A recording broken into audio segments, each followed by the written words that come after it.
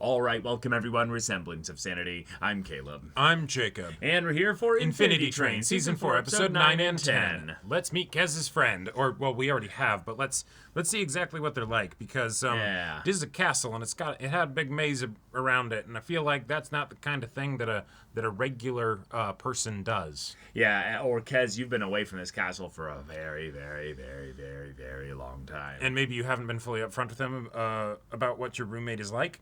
Or maybe you have some memory loss issues, or maybe the idea of a maze is something that would keep out anyone but you. Sure. Okay. So there's that possibly. Mm-hmm. But then, all right, cool. That's a big conflict there. All right, awesome. Then we also have this conflict of, oh, hey, Ryan, you know exactly how to leave the train. Mm-hmm. Just, stay with Mingy. Okay. Yeah. Okay. Yeah. So is this something that you bring up immediately? Is this something that you maybe realize, oh, he maybe needs to figure this out himself? Is the fact that he still had to get out of the train, does that mean that your numbers aren't actually stuck together? Because yours was able to go to 0, but his clearly didn't. Yeah. Yeah. There was that brief bit of time where the train is a mechanism and it lagged and it spent some time adjusting to your number, and you made a decision there, so... Yep. Yeah, but all right, y'all, without further ado, let's get into this. You ruined my life. But I brought my new friends, Ryan and Min. Bringing your friends is supposed to make Morgan happier? You said the guy in the photo was Morgan, your roommate. The castle is Morgan. That other guy was Jeremy. You took him from me. These guys are here, huh? So you won't be lonely anymore. You think you can just replace him? That's why you brought us here? Wow. It'll be great for all of us. Fine, Kez. Let's all live together. Yeah. Exactly like before. Let's all just stay together even if it's not what we want.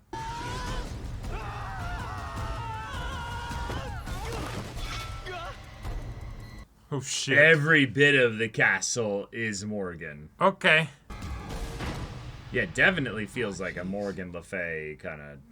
This is Jeremy's room. Okay. They're the new Jeremy, right? Here, wear his clothes. It's all hats. Jeremy loved mini quiches. Right in his journal. If I kill these two, you can just go get more. Just didn't want you to be alone. These guys are just gonna come here, use me, and leave. Jeremy was different. He fixed parts of me when they broke. He was my caretaker, the only one I'd ever had. It was an accident. So, what happened exactly? Because we still don't know. Let me know if you need turn-down service. Gonna smother him. I thought she'd, stop being mad and let me come home. What about us? We just want to go home too. Your numbers weren't really going down, so I thought, If you can't leave, then... together without all the hang-ups you had back home. Everyone's mad at me all the time. I don't know what I'm doing wrong. You do. It's that you don't think about how things will affect other people. Oh. You get mad, you act like, oh no, what happened? So weird. Oh. The camera's doing it! It's their problem now. La la la. Uh-huh. I'm a bell. Wait, Ryan? Ryan? This is the thing I was wanting to be brought up. You say you didn't mean to mess up, but you never say sorry.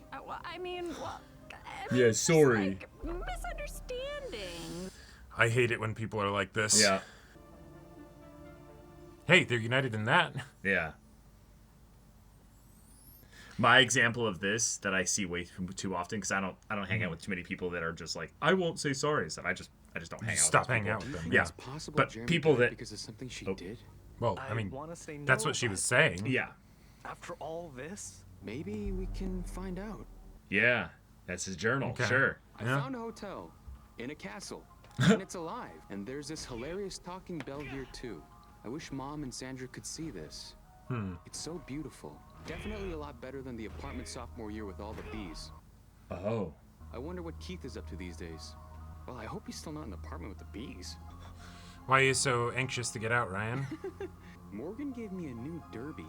It's Carrie Green and, okay, this whole entry's about a hat. Left my 12th favorite beret in the sun. Trilby? I'm gonna go out on a limb and say it's a hat, Min. Yeah. Just keep flipping till you get to the last page. Yeah.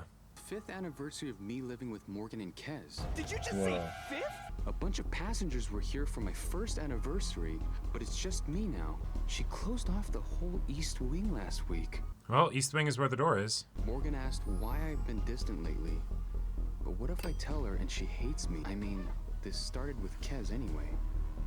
Huh. Come on, we have to find her. What if Morgan hears us?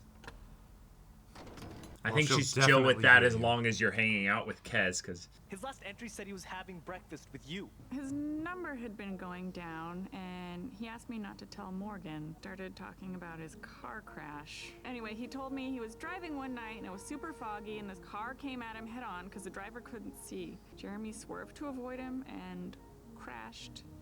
His mom and sister were in the car with him, and they died. Oh. So I told him it wasn't his fault.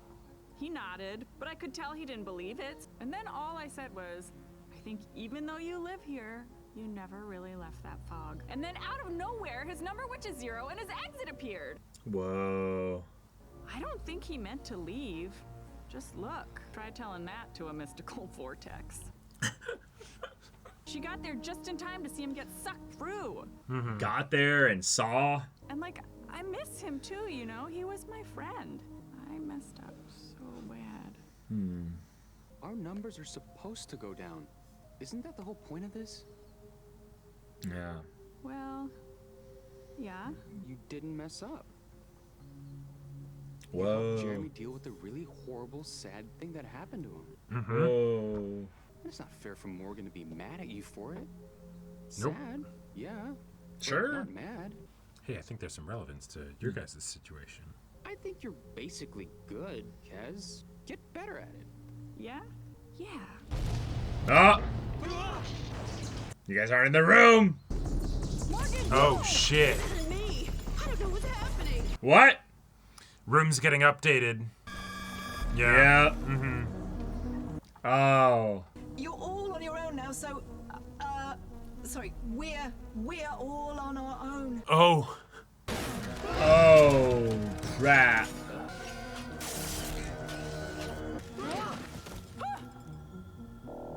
Huh.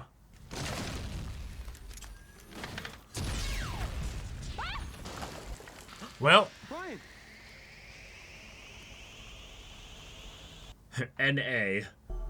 Oh. It moved, but it didn't change. It's always gotta be something, huh? Ryan! Ooh. okay. He might have just snapped, yeah. Yeah, yeah. Yeah. All right. Okay. Okay. He's not gonna eat it. Probably not. But we should still try, right? Okay. Oh, it's been days, okay. Yeah, yeah. I don't want to talk. Then how about eating? Can I get a blanket? Jeremy was here for years. No progress at all. We'll get our exits eventually.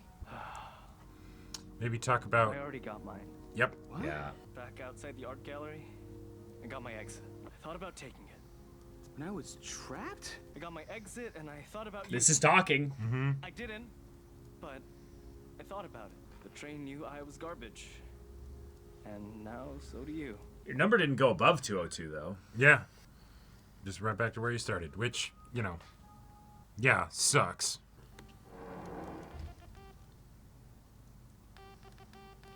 What are you doing, Min? Practicing. For what? Don't you recognize the song? You've been keeping in practice. I'm behind. I don't want you to outshine me when we get to New York. You still want to play with me? Oh. You didn't leave me to die. You had a bad thought. I have those all the time. Oh, yeah, your Okay. thoughts aren't who you are. But what I do know is that I hate finance, I hate fairy tale themed restaurants, and I hate Horace! So now Okay. you're stuck with me. Let's play already. Oh. Okay, but that's not everything. That's just... Yeah. Well, it's 1/2. No. It's like just a little bit under a half, you know? Right. Pretty metal. But we need Ryan to meet him in the middle. Oh, okay. Oh. Now, is it the same for Ryan? Yeah. Whoa. We either both leave or neither of us do. He didn't even need to check. Yeah. Not without Ryan. Oh, I told you to get out! Kez? Yes. Why are you making me relive this? I was trying to help. Kez isn't making you react this way. Yeah. But I don't think you want to hurt us. You're right. I don't. But I know some people who do. And then the bouncer doesn't let them in. You want to get at Kaz and the guys that were helping her? They're all in here. Come and get them. Well. Okay. You gonna let these guys destroy you just to hurt us? Looks like it. That window over there. You guys can lower yourselves first and... No, Kez, we're not gonna run anymore. We're gonna have one final concert. I'm sorry! What did you say? Oh. Nice. Take ownership. Trying Yeah. to ignore everything, but Yep. it just keeps hurting everyone. Cool. After everything you have put us through, Hey, Ryan, does that give you any ideas? apology will work. It's always the best time. Isn't that what I always tell you, my little Angel? I'm sorry I tried to eat you. What? Hold up now. Yeah. I'm the one sorry we pressured you into age scrambling your ward. Whoa. I should be the one sorry about that. You are a wonderful father. Yes, you are pure, and there's nothing wrong with Aw. I'm sorry I tried to push you when you said you weren't ready. I'm sorry I left you hanging and wasn't honest about how you. They I were felt. Canadian. I guess It we was need to all right figure there out the how whole I can, time. like- Damn. Sorry, ain't no justice I ever heard of. Hey. Y'all are too soft to do what needs to be done. Oh. Is that right?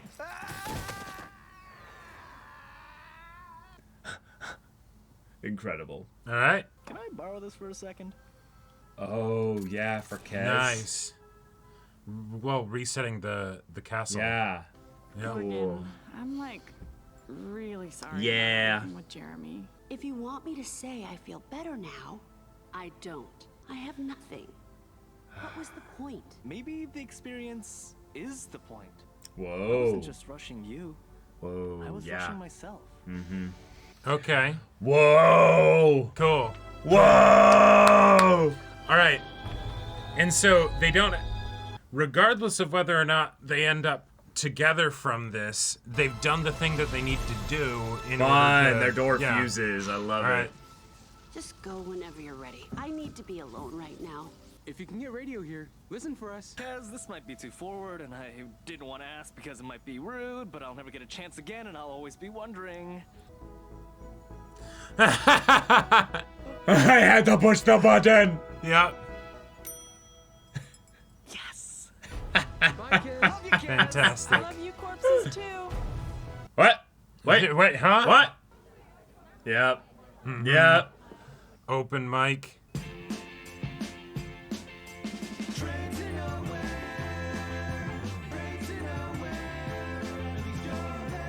Hit rock bottom and you're acting tough. Find yourself never good enough. And he did actually get, like, a proper instrument. I love the idea that like he's set up the keys to have like a drum feature, so he's like doing the hi-hat and everything Yeah, for like yeah, part yeah. of it, and then he switches it. Do you have any cassettes for sale? Yes. We're working on it. Yeah. we will. Yeah. We didn't really come up with a perfect plan. you know? Right. Yeah. Cool. Very cool. All right. Okay. That's it. That's Yep. the show. That's the series. It's a sad end because, well, They were clearly setting up more stuff. they were clearly setting up a lot more stuff. I believe it had been passed on to us that there were going to be at least like a few more seasons planned.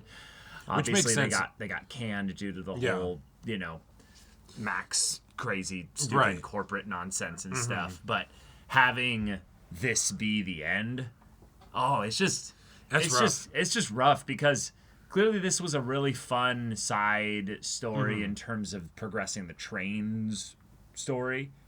Like this was something of like hey, we're gonna tell a story of something exploring two people going onto the train at once in a more adult manner, but then have it be around the time when Amelia and 1-1 have like a split of sorts. Something chaotically happen in such a way that makes 1-1 be ousted as the conductor. And I fully thought at the beginning, like from season 1 and all that stuff, that it was something that would have been like intentional, right? Where it's like, like a coup of sorts. Yeah. But no, this actually makes it seem like it's freak accident, something happened, and then, oh shit. But now we'll never get to know what that freak accident thing was. We'll never get the Amelia season that we're like, it's coming at some point. Yeah, it's possible because of the way that it was canned, though, that the creator of the series can end up negotiating some kind of deal to basically like come to Warner Brothers and Max and all them with some money and a backer and be like, we're gonna buy this series from you, and then revive it on our own terms and stuff. But that probably won't happen anytime soon, if at all. So the Morgan side of things was less of a LaFay kind of situation and maybe just a little Easter egg because, I can only think of one Morgan when I think of medieval castle kind of thing. Right. But it was more the exploration of, a person that also had a relationship of convenience that evolved from something convenient to something really sweet and connected. But then it was built on a lie. It was built on a whole bunch of manipulations and such that ended up having it fall out. And in a lot of ways, because Jeremy was a passenger who wanted to avoid the consequences or even was just scared of going back or any number of reasons that you could get into as to why they're here rather than in a car crash with their dead family. Like that's heavy. That'll put you on a train for a good long while. Long while. Also, Ryan, I know the 5-year thing. Yes, that is worth freaking out over. But with something like that, I could see it 5 years being the amount of time you'd need. I think that's partially something of where he was just freaking out because it's the idea of being trapped is something that's so scary to him. Yes. And so he didn't think rationally about it was right, we could just portal out at any point if we figured out the number thing, but it's the oh my god, freaking out. It theoretically could go on for years. There's no way to know for sure because he doesn't know if Jeremy was actively trying to reduce his number in the same way that they were. And let's be real, that would be hella discouraging to have this number and it's like you think you're making progress and then it constantly reverts back to the very beginning. Like that's rough. Well, that's also his life in a lot of ways as well. The idea that he's basically getting a lot of faux progression by going and having these experiences that do give him some level of, experiential progression. But the idea that there's some core fundamentals that he's missing, so he ends up constantly reverting back to the original place. It's the stuff that we explored with him having all these relationships and them just cycling ending the same way. So he's going through these cycles, but he's not really moving forward.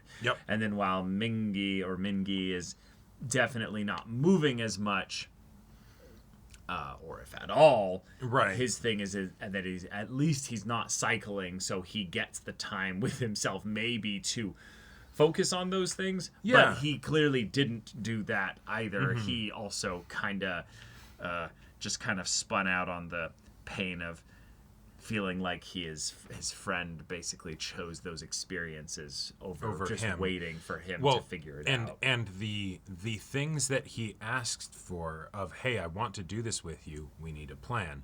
No plan. Oh, okay. All right. Those things were not being met. And where I thought that the arc for Mingi was going to go was that he was going to have a point where he kind of thinks about what it is that he wants, sort of separately, even if that involves then still going to New York with Ryan. And while they kind of did that, I like what they did instead, where it's he resolves his own feelings about everything that had happened in the past, and instead of coming to a new like concrete place of where he's going to be, he just understands enough that I don't like the thing that my parents were having me do, that I was doing for them. So at the very least, let's go to New York. Let's do this performance. Well, that's because that's what he always wanted. It was actually what he always wanted. And so having him get to say, Ryan, I actually do want to do the crazy wild journey thing with you. Yep. Because it's with you.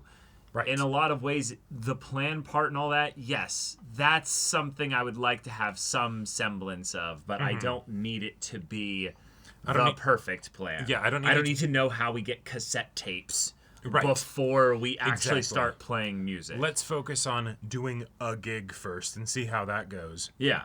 And we can figure out the cassettes thing later. But, I think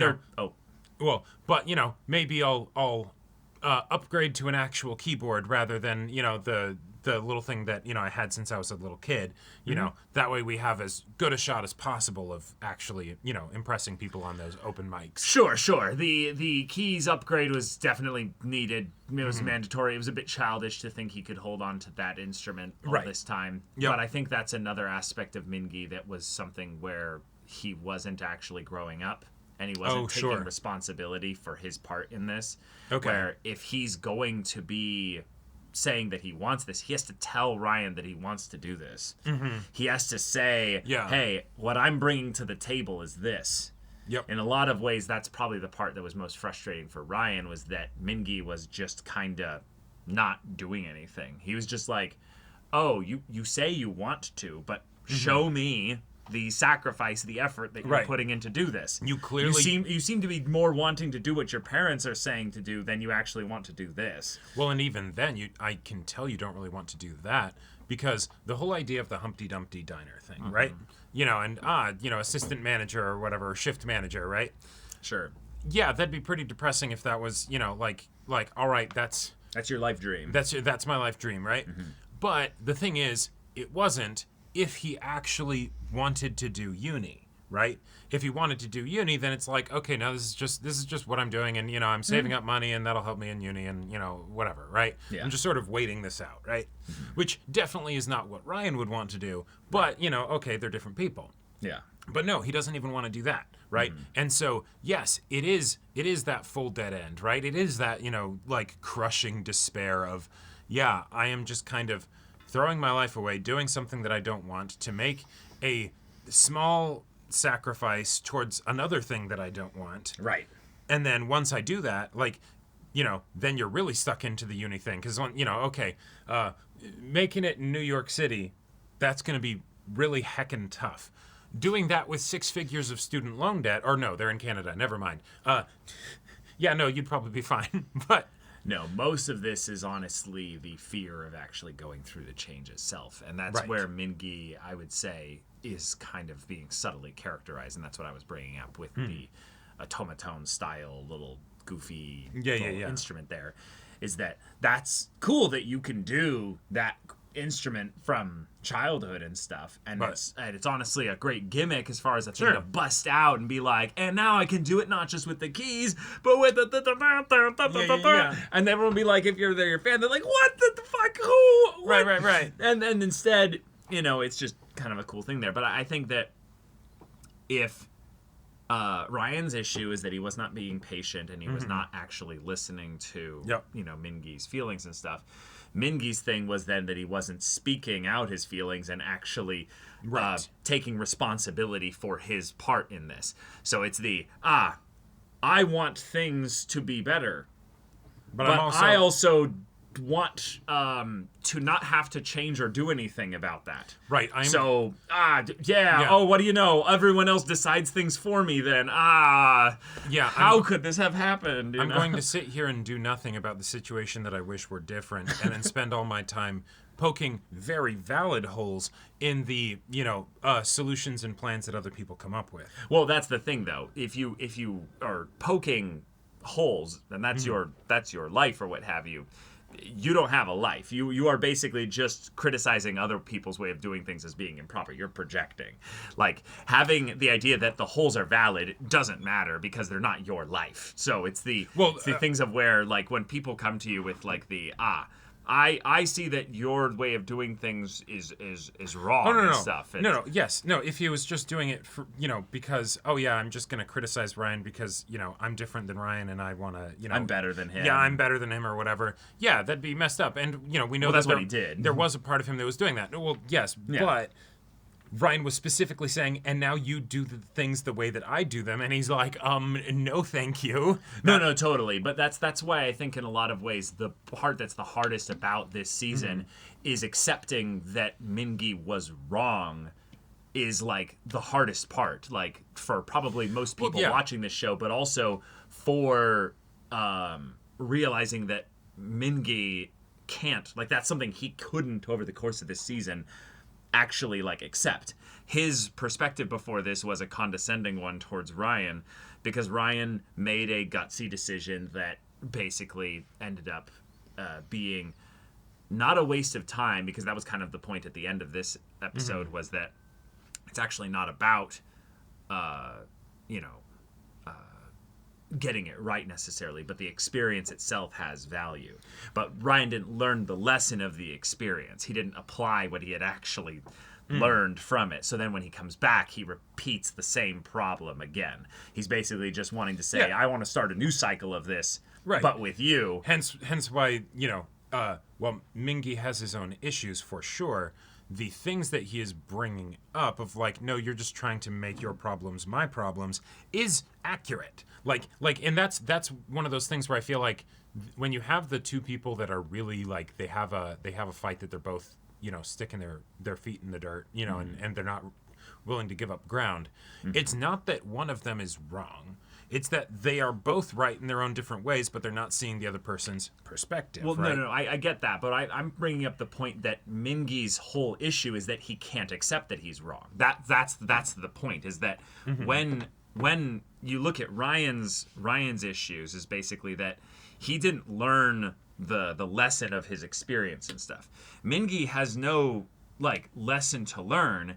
He basically needs to be humble and accept that Ryan has something of value to give, which is that in this case, Mingi was wrong. He had to actually be willing to move, to sacrifice, to make a decision, to take responsibility. Yeah, and take a risk. And take a risk. And Ryan's thing is that, yes, maybe moving is great, Ryan, but actually spinning on a circle and not going anywhere kind of brings you back into the place where, have you really gone anywhere then? Have you actually really moved? Or are you just orbiting the same problem over and over again? Plenty of speed, no velocity. Yeah. Right. And so I think what's kind of fun about this is that the show really took the long way to get here to showcase that it's not just Ryan basically that has the issue here, because I feel like every mature adult coming into this show can see within 2 seconds where Ryan's problem is. Oh, sure. Like most, I would say, adults have done some aspect of Ryan's issue. Oh yeah, I feel like Ryan's issues are even more relatable in that regard, whereas that Mingi's are something where it's like, oh, whoa, like. Yeah. You clearly, we don't know you. Well, maybe actually, no. Here's a fun little experiment here. I feel like Mingi's are harder because it's easier to kind of put yourself in Ryan's shoes, whereas with Mingi, you have to kind of ask him as the audience member, wait, what do you want? Because I can't just put myself into your shoes, because you clearly don't know what you want, or at the very least, if you want something, you're going in potentially 3 different directions. He's so avoidant of it, and he's so good at it that it's hard to actually get a solid read on him. Right. And that's where I think that's probably where one of the things that made it so that I wasn't able to gel as much with this season as some of the previous ones is because we had that first episode that's incredible, right? Yeah. But I think because it's such a short episode, it focused more on showcasing the issues with Ryan than with Mingy, because while we saw these struggles that Mingy had, we didn't actually really get to know him that well. We just got to know the part of him that he basically put forward into the world, right?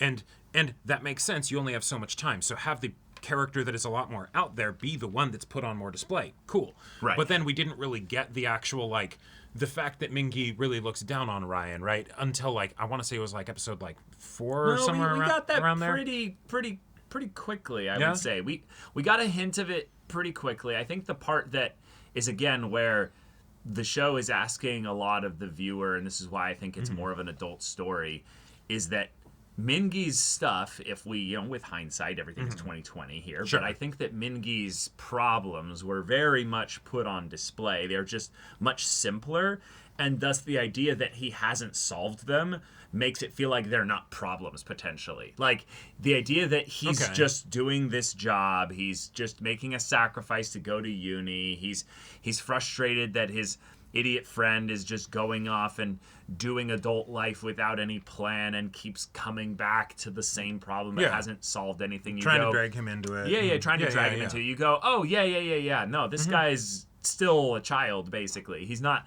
fully grown up. And then you realize, well, because Mingy's so different, that can't be his problem. And it's like, no, they both left the same way. They both have to come back the same way. Oh, Mingy's problem is that he's also still a child. He's being babied by his parents. He's following their dream. He doesn't know what he wants. It's like his problems are categorically the same way in that they both haven't grown up. So in a weird way, this is both an adult story and a coming of age story somehow in the same kind of way. But yes, it's more of a hindsight is 2020, something that you can absolutely extrapolate out of that episode, but it requires way more context and work, I would say, to make it simple to deduce. Or to put it another way, when we get the confirmation that he has been looking down on Ryan as a way to make himself feel better about his own situation, there's no way you can misinterpret it at that point. Right. Yeah. Like he fully comes out and says it. That then recontextualizes some of the stuff in the previous episodes where he was just very justifiably frustrated with Ryan because Ryan coerced him onto this train and everything in the first place, right? Yeah. And so all of the times that Ryan is not listening to him when he's trying to basically say, hey, I have thoughts, I'm thinking critically about the situation that we're in. Why are you literally doing the exact opposite for no reason? Yeah.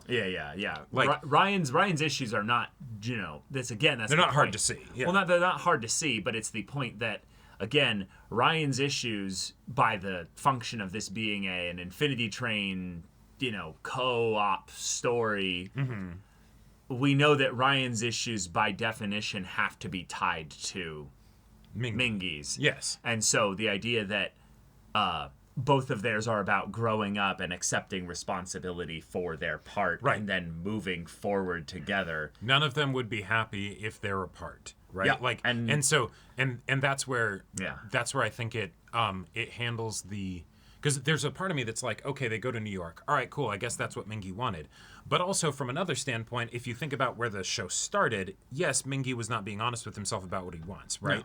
And so if the thing that he actually wanted was to go to New York and do that adventure, okay, cool. But no, realistically, it's in my mind, it's less the he wanted to go to New York and more the he didn't want to be away from his friend, right? Well, so I think that's where you're kind of wrong there, and maybe projecting a little bit into Mingy a little bit. I think that Mingy started this story as a kid, wanting to just play musical instruments with his friend. Right. He had a negative reinforcement from his parents. That is the first scene, I believe, in the whole dang story. Yeah.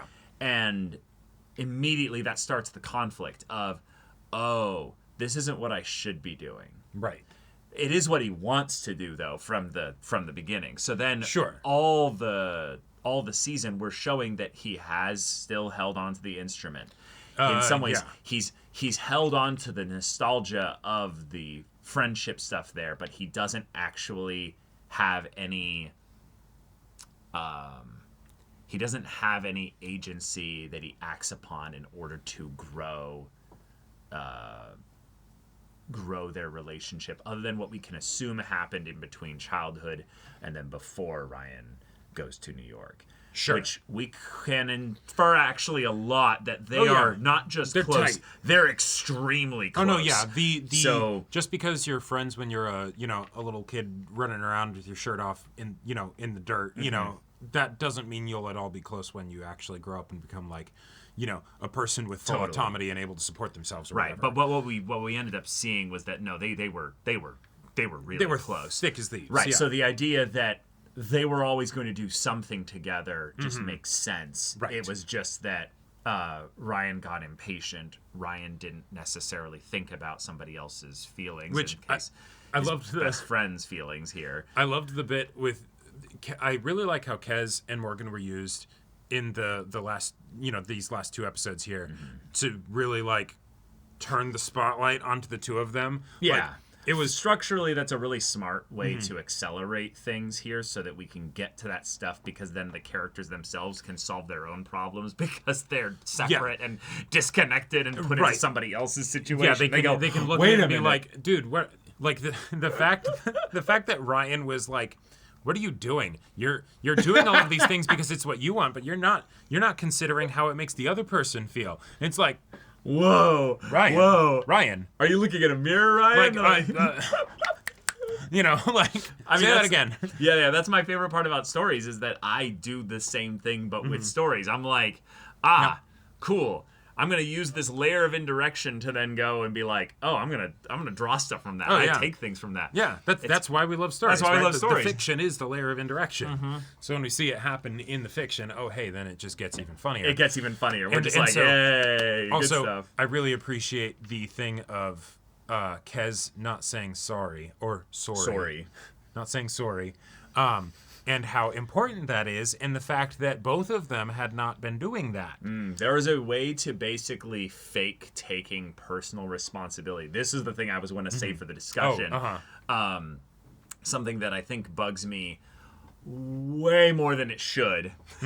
But should is a nasty word, so we're not going to use that here. But the point is that there's something that we were talking about in the episode of, I don't hang out with people that don't apologize. That basically don't apologize. Right. You can see it.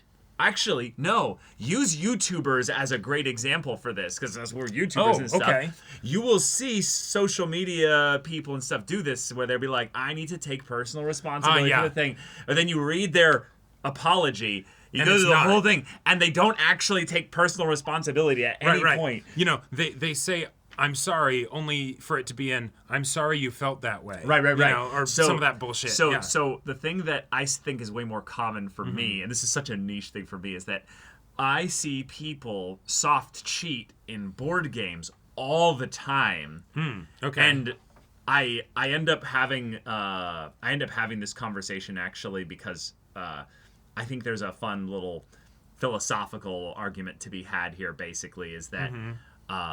When playing games, a lot of people, more than you'd think, actually find it completely acceptable to cheat.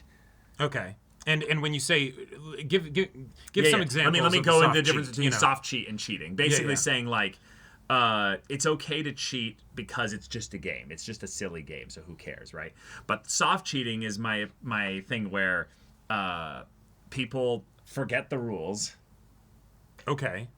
Or selectively forget the rules. Forget the rules. Rather than ask a question about like the way the game goes, if it's something they were confused by, they then go, I did that thing, but I was confusing anyway, so I just, I did it the way that was favorable to me. They don't say it that way, but it's the, is that how that works? Okay. And so I see this as someone who is a systems kind of guy with regards to games and stuff. And I kind of think of this as the equivalent of they're not saying sorry, because what it is they're going, there was extenuating circumstances. There was something that was I am a victim of extenuating circumstances, and those are a thing out there when I could have I'm sorry I didn't just ask a question about a thing I was confused by. Or I'm sorry I wasn't paying much attention to the rules at that part. So the one I feel like, let me know if I'm legitimately curious if there are some that I've done, because what I'll do, and I don't consider this soft cheating. Exactly. Here we go.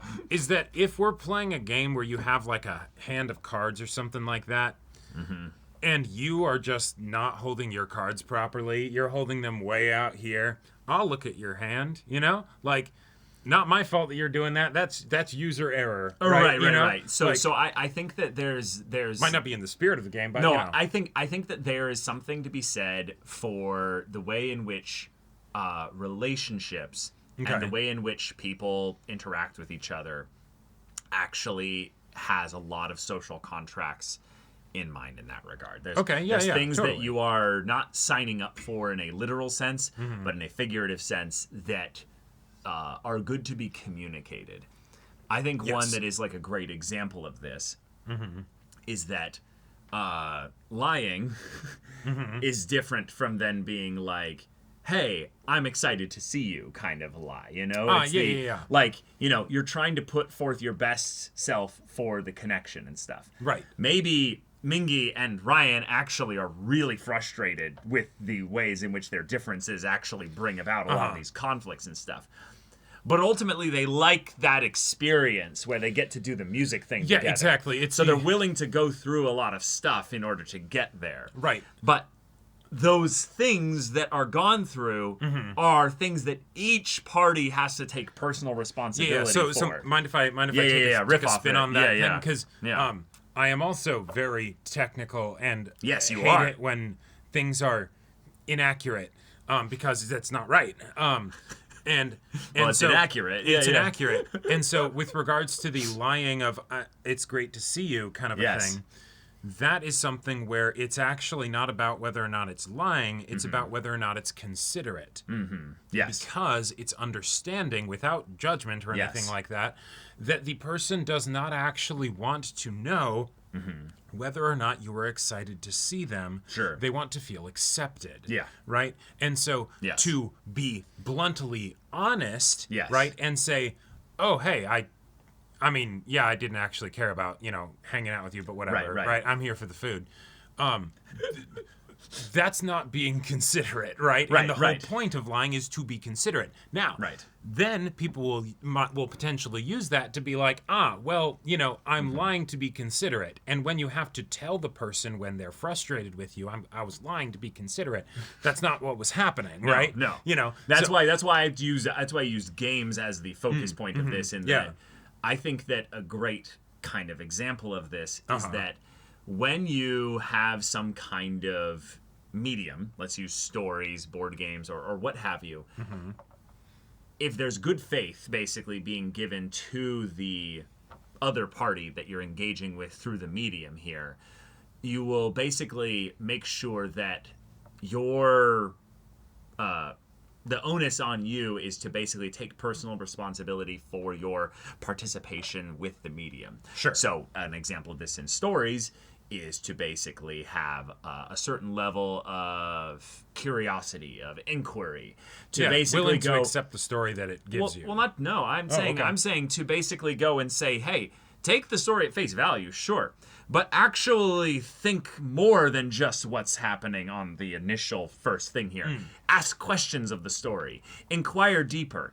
Take your own perceptions, take your own observations, and smash them against each other and see if any of them crumble under a little bit of scrutiny. Take that little bit of extra effort to go, I'm going to look at this more in depth and not just go, well, this is just a silly kid's story about people with green numbers on their hands. Sure, or I'm going to second monitor this because, but I totally got everything that was in there. Right. I think that's kind of an element that this season makes me think about from like a philosophical perspective is what kind of personal responsibility do you have to put extra effort into something so that it's not just a rote repetition of the same value that thing inherently has, whether or not you're participating with it.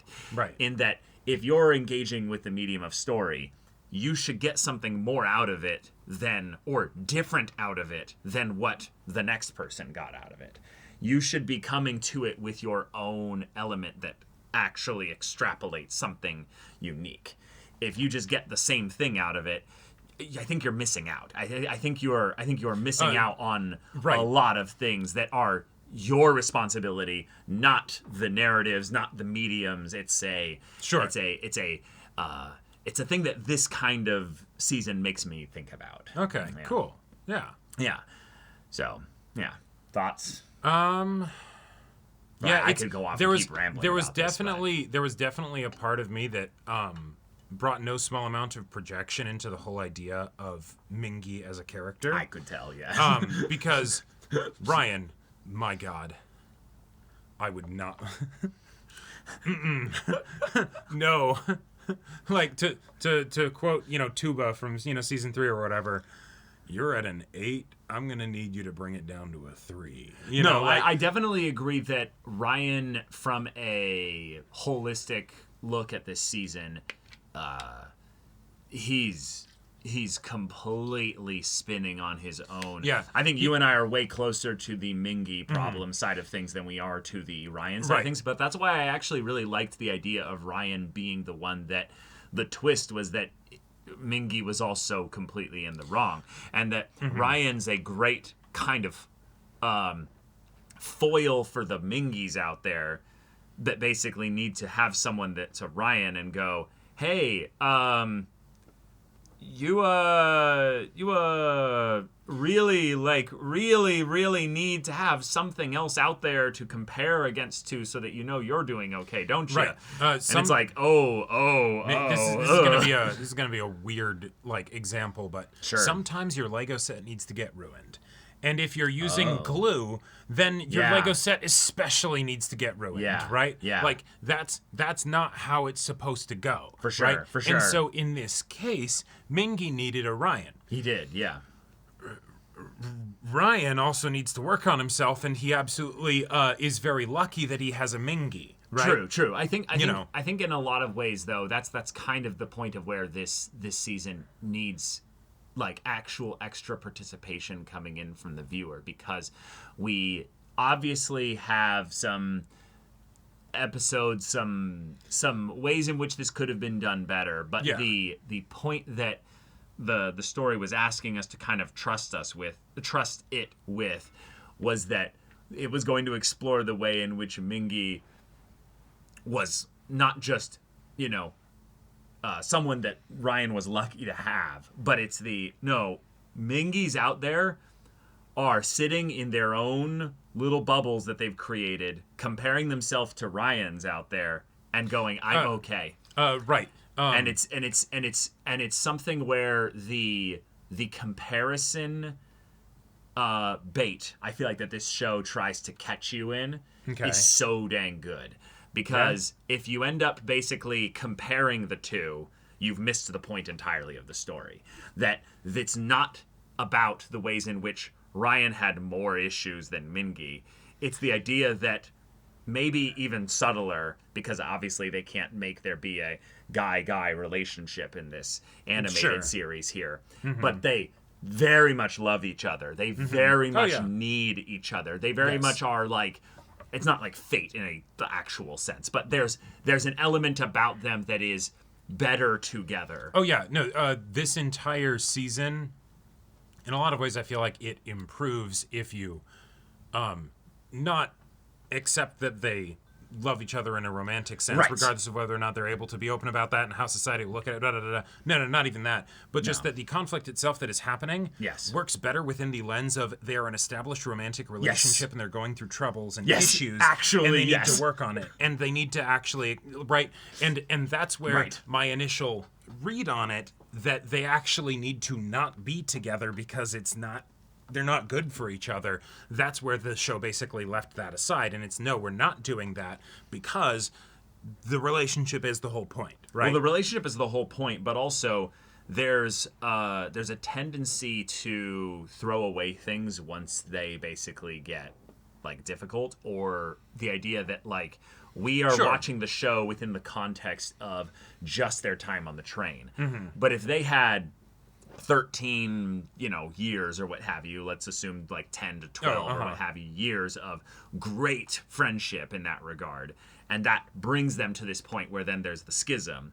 And then we time skip and do the beautiful montage bit of the dual storylines of them coming back to the cafeteria, which is just absolute cinema. Is perfect. Probably the best point of the series the season specifically. There's something to be said that the established relationship, if we're going to go that angle, started a long time ago. Right. And thus it's not that their relationship is one that they can just throw away. They can just go, oh, this is better that they not be together. It's no, they've gone through the rough patch now, which was them being separate. And then coming back together is actually not the rough patch. It's how do we actually you stitch guys this each back now have to together? take personal responsibility for your part to stitch it back together, because each of you are thinking very immaturely that you can just kind of keep going the same way it was before without any progress here. Right, which is absolutely silly. You guys are such completely different people that's not how that works. So if they did stay the same, yes, they would not be good together. They would not. Right, and that's why they need to grow over the course of the season. And it's but awesome. They got the happy ending of growing together rather than realizing they have grown and being like, hey, we need to stop trying to force which is why this. they needed to be on the train. Yeah. But I think the part that the show is bringing up by the end of it is that them actually growing was not hard at all. Like, this is not something where you guys needed to overcome some great evil challenge, either outside or within. It was about as simple as taking personal responsibility and saying, I'm sorry for that moment where I broke your trust. I'm sorry for that moment where I, belittled you. Like, I'm sorry for that great big moment that did have, profound consequences. It's the idea that, what's her name?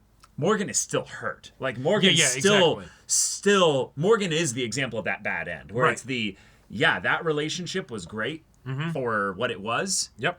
And then you realize, no, trust was broken. It's never repairing and stuff. I can't remember. But trust can be repaired. I feel like that's the healthy, good message in this. I can't remember what show it was. Maybe Gravity Falls or something like that. But where it's like, hey, no, I need you to apologize so that I can forgive you. Oh, right? Yes. Where it's the what was that? Because it's the idea go for it, until you actually apologize, even though you might think that it's some simple thing or whatever, no, I have to, for my own sake, not let this go effectively. Not that I have to completely fixate on it or whatever, but I can't just say that everything's all right because it's not. There needs to be. I remember what show it was. That's where it basically goes back into that sort of social contract thing of we're both in on this relationship, whatever the relationship is, right? Romantic, friendship, whatever. The random person on a bus, that you accidentally shoulder check. Like that's what you have to do, and so. Don't sweat this or don't overlook the small stuff because it's those no big deal things that matter the most, right? Just say that you're sorry and actually mean it, right? Don't butter it up, don't backtrack it, don't turn it into some loaded, slap in the face or whatever. Right.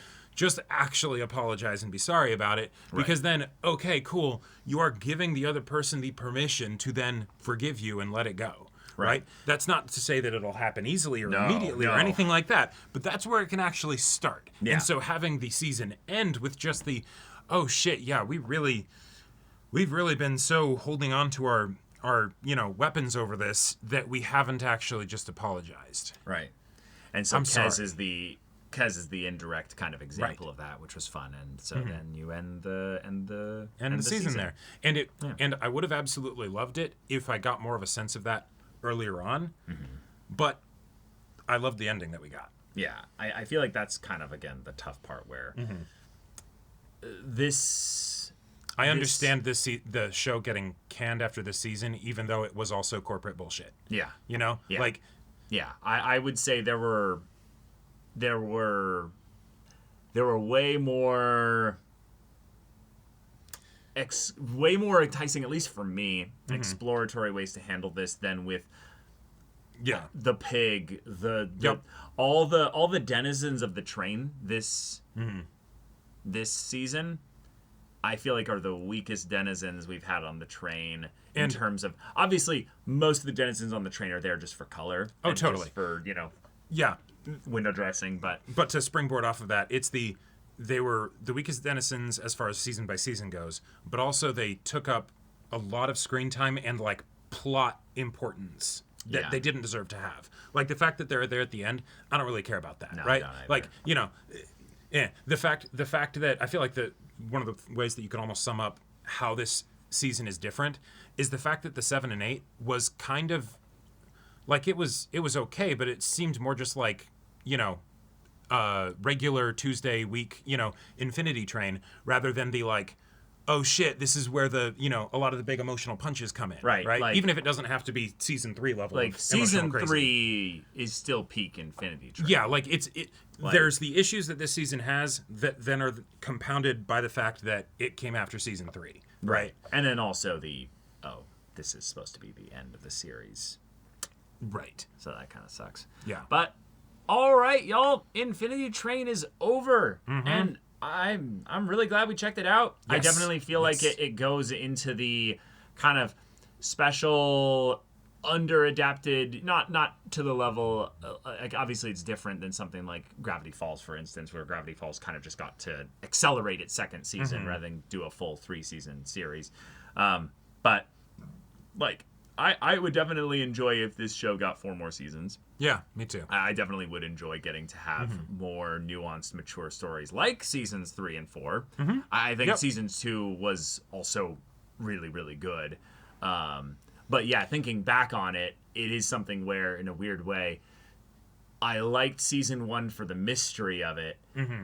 And then seasons 2 and 3 had these really, like, nuanced, mature stories, and seasons 4 was also pretty nuanced and mature as well. Just maybe the train stuff wasn't as engaging. If I had to rank the seasons, looking back on them, yeah, it would probably be season 3 is my favorite season, but it might be season 1. Season 3 might just edge it out a bit. Yeah, because the kinds of emotions that we got into in season 1, I generally like more than season 3, but season 3 was just so good. Sure. And then probably season 2, and then season 4. So what are your favorites? 3, 1, 2, 4. 3, 1, 2, 4. Yeah. Okay. With a close on 3 and 1. Yeah, I feel like in a weird way, 2 grew on me the longest after I was done with it. Okay. I actually think that 2, I would have had the same ranking, but now I'm like 3, 2, 1, 4, probably. 3, 2, 1, 4. Oh, damn. Yeah. Okay. I think that 2 had probably the weakest individual episode, other than the pig episode. Yeah, going outside of season 4 stuff, Yeah, if we go outside of season 4 stuff, I think season 2 had the weakest episode. Sure. But no, I don't know. I really, really love almost everything to do with what's his name? Jesse? Is it Jesse? Yeah. And shoot, let me go to our notes thing here. Jesse and Tulip or MT or Lake. Yeah, I really like those characters in a way that I feel like Tulip and 1-1 are, and Atticus. Nah, I don't miss as much. Atticus is great. Atticus is great, but he's not a character with an arc. Sure. I feel like 1-1 and Tulip's emotional thriller journey versus the more direct kind of therapy journeys of 3 and 2 are the kind of things that I feel like cemented the story even emotional more. Thriller journey rather than therapy journey. We had my parents are getting divorced and now I don't know what to do about it No, I hear you but 1-1 didn't provide as much as much back and forth with Tulip for that. Yes, I feel like Tulip's thing was something that was so internalized that I feel like the dialogue and the ways in which MT and Jesse played off each other just grew on me a lot more. Yeah, if you think about it, season 1 is the only season that has a single protagonist. Yes. Right? 1-1 is another denizen of the train. 1-1's great, and there's the 1-1's mystery there. fantastic, And yes. 1-1 is fantastic. But Tulip is the only person doing the train journey. Right. Right? And yeah, like she's the only one with the number, and it's kind of straightforward when you think about it that way. But, right. Yeah. And obviously, MT doesn't have a number either. But it's the she does by the end. She does by the end. Yeah, exactly. Yeah. But I think that that's something where, to me, it's that 2 and 1 are way closer in number. Okay. To me, I don't think I put 1 or 2 anywhere near 3. Okay. I think 3 to me is way 3's higher than any of the other seasons by far. 3 to me, 3 is like hog as wild. close as you can get to a 10 without being a 10 for what Infinity Train is. Uh-huh. And I would put both 2 and 1 in like the low decimal 8s. And there's to me, there's definitely a part of me that also probably needs to rewatch 8.1s, season 1 8.2s. because that's first experience to Infinity Train, right? Yes. So, it has a little bit of that first turn advantage, but right, but also that means that like it's setting up its formula, right? If that makes sense, Yeah. So like there could totally be things that I'm forgetting that we're actually just sort of all right about season 1, because it's like, oh, Tulip has to do all the singing and stuff, and then she ends up getting to this, delving into these emotions and deep feelings and all that stuff, but we still spend a decent amount of time of her, just being like, okay, I guess I have to sing to solve this puzzle or whatever. Right, and maybe that's not quite as competitive as some of the stuff of season 2, I don't know. Yeah, but, sure. I think that also I really like how they characterized Jessie by the end of season 2. It was pretty obvious pretty early, but the way in which she was used I think was really good. And then I think that MT is a very strong protagonist with the stuff that they end up handling. Oh yeah, the 7 and 8 of season 2 is fantastic. It's fantastic. And then also I really like Tulip's kind of stuff exploring with like the tapes and things. But like I don't remember as much those in between episodes. Well, that's the awesome thing about. Whereas I remember every single episode of season 3. Like no. So I'm actually going to go on a little bit of a tirade here about this. Is one of the things where I think Infinity Train is so great as a show, and one of the issues with this season. Yeah. What were the in-between episodes? That's the thing. There's only 10 episodes, and they're 10 minutes apiece. Yeah. There kind of aren't in-between episodes. There probably were some in season 1, like, early stuff, like, episode 3 or something. I don't know, but not really. There is, yeah. Yeah. And there definitely was in season 4, right? But, like, the whole idea of the formula of 7 and 8 being that emotional kicker, and then, oh, hey, you have 9 and 10 as the finale, and 1 and 2 are the introduction. Like, there really isn't much space in there to have in between episodes, right? And especially in season 3, you had God, 5 and 6 were still insane. Well, that's where in a lot of ways they kind of cheated with season 3, and they kind of had 1 and 2, or maybe just 2, be kind of the in between episode because you'd already established them a little bit as characters in season 2. So that's where in some ways this series kind of, to me, benefits by the setup of protagonists in previous seasons. That's why I like 2 and 3 the most, is that they get a little bit of time to have already introduced each of their respective protagonists in the previous season. And while having our protagonist for season 4 not be established previously does mean that you can have the glorious episode that was episode 1. Yeah, episode 1 is perfect. No notes. But you still had things like with Mingy, where they still had to kind of introduce him as the show went on, because we didn't really understand him as well, because he was keeping things under the surface. He was keeping things very close to his chest, Yeah. But, okay. But yeah, wonderful series. More people need to watch it. Yeah, we'll be checking out another Western show after this. So yeah, if you want to watch the first episode's reaction of that, which is going to be in the pinned comment down below, go check out the link in the description below for our Patreon. You can get on early access there. You can watch full-length timer reactions there, and all this comes with Discord access, so you can chat with us in the community there about this show, about animated shows in general. Also, be sure to check out our Twitch channel. See if any of that interests you. We'll see you there. But until then, we're Semblance of Sanity. I'm Caleb. I'm Jacob. And we'll see you all next time.